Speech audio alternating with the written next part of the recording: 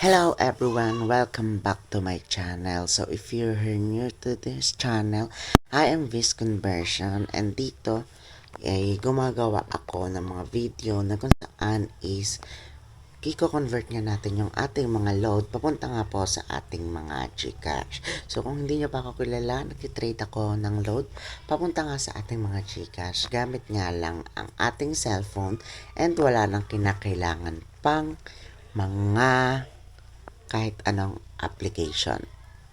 So, ako nga pala si Viz Conversion and ito yung ating FB page. So, ito yung ating FB page which is Viz Conversion. Dito is nagpo-post ako ng mga updates and ng mga rules na kung saan is nag-trade nga tayo ng ating load to Gcash. So, dito is i-message nyo lang ako para ma-convert na natin yung mga load to Gcash ninyo. So, example tayo para paniwalaan nyo na nagbabayad nga po talaga itong ating FB page. So, unahin na natin itong si Kuya Ray Emmanuel Pascual. So, kanina nag-chat siya ng 100 pesos globe. Then, ibinigay ko lang yung number na loadan niya and then ito. Niloadan niya na yung number ko. Then, ang hiningi ko na yung kanyang Gcash. So, ito is matagal ko na siyang customer. So, kahit hindi na ako nagsisend ng resibo, ay okay lang sa kanya. So, dito, nagsend na nga po tayo sa kanyang Gcash kanina lamang. And ito nga po. Yan. Nagsend nga po tayo sa kanyang Gcash upang bayaran nga po siya. So, hanap po tayo ng example. This one. So, kung yung mga load nyo is nasa SIM card nga or nasa SIM card na na-loaded na. So, ito, nag-chat siya sa akin. Wala pa po ba? Wala pa rin. So, DTU ito. Ibig sabihin, kukunin natin yung load niya sa kanyang SIM card via code. So, ito, nag-chat ako sa kanya na mayroon akong available na DTU which is 712. So, tapos, hiningi ko lang yung number niya na may load. And then, ayan, binigay niya. Then, ayan, sinambay ko nga na magko-code lang sa kanyang SIM. Then, dahil ayun nga yung DTU process.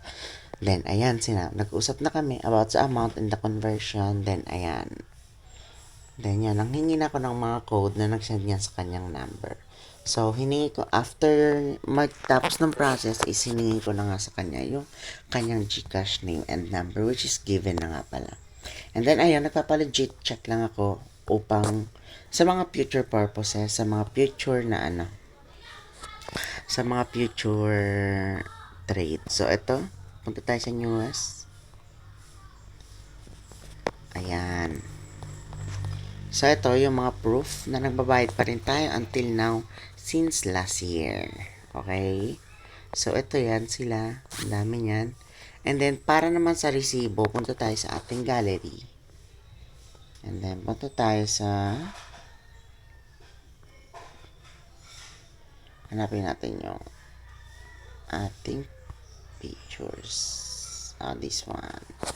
So, dito, napakarami nating binabayad, no? Ayan. Ito yung mga proofs na nagbabayad nga tayo sa ating load to Gcash. Yan. So, napakarami niyan dahil since last year is nagbabayad pa nga po tayo. Meron pa ako sa isa kong cellphone kasi nasira isa kong cellphone. Na kung saan nandun talaga yung pinaka mga proofs ko kaso nawala na talaga. Ayan. So, ayun lang, no? I hope you enjoyed this video. And if you are new to this channel, mag-subscribe ka naman para dumami na yung subscriber natin. And then, don't forget to like this video, comment down below, and click the link on the description para maiwasan nga nating ma-scam dahil nga po, may gumagaya nga sa ating FB page. So, refrain from searching our FB page but instead, click the link on the description box na nga lang. So, ayun lang. I hope you like this video and goodbye.